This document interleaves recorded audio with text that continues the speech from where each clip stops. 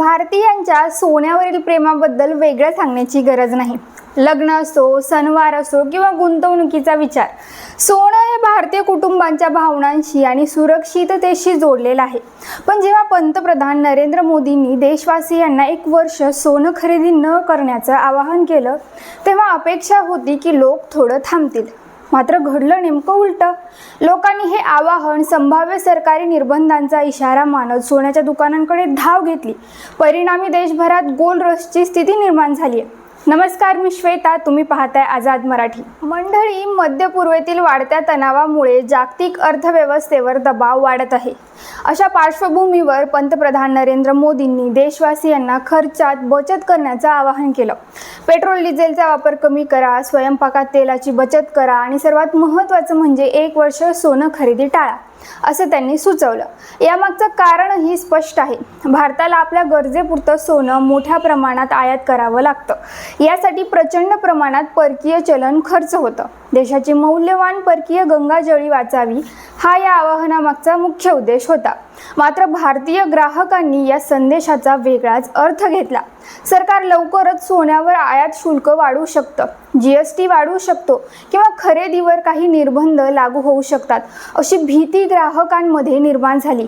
त्यामुळे आता नाही तर कधीच नाही या मानसिकतेतून लोकांनी मोठ्या प्रमाणावर सोन्याची खरेदी सुरू केली आहे। सध्या लग्नसराईचा हंगाम सुरू असल्याने दागिन्यांची मागणी आधीच वाढलेली आहे। जून पासून ऑगस्टच्या मध्यापर्यंत मोठ्या प्रमाणावर विवाह सोहळे होणार असल्याने अनेक कुटुंबांनी लग्नासाठी लागणारे दागिने आधीच खरेदी करण्याचा निर्णय घेतला आहे। इकॉनॉमिक टाइम्सच्या वृत्तानुसार मोदींच्या आवाहनानंतर देशभरातील ज्वेलरी दुकानांमध्ये ग्राहकांची गर्दी वाढली आहे।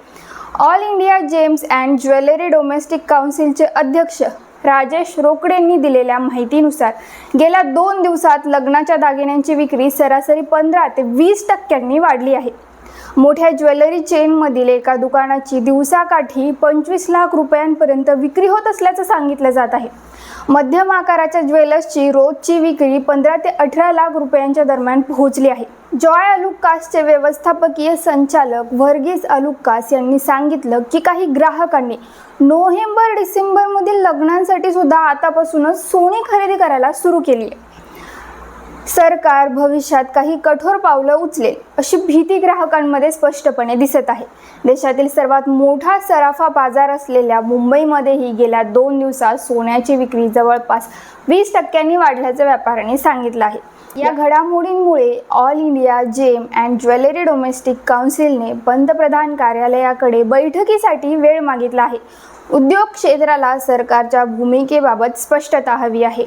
मंडळी, पंतप्रधान मोदींनी सोनं खरेदी टाळण्याचं आवाहन देशहितासाठी केलं होतं, पण भारतीयांच्या सोन्यावरील विश्वास आणि संभाव्य निर्बंधांची भीती यामुळे या आवाहनाचा उलट परिणाम झालाय। सोनं हे केवळ दागिना नाही तर भारतीयांसाठी सुरक्षित गुंतवणूक आणि भावनिक संपत्ती आहे। त्यामुळे सरकारच्या सूचनेनंतरही देशभरात सोन्याची खरेदी वाढली आणि बाजारात अक्षरशः गोल्ड रश पाहायला मिळाली। व्हिडिओ माहितीपूर्ण वाटला असेल तर लाईक करा, शेअर करा आणि अशाच अपडेट्ससाठी पाहत रहा आझाद मराठी।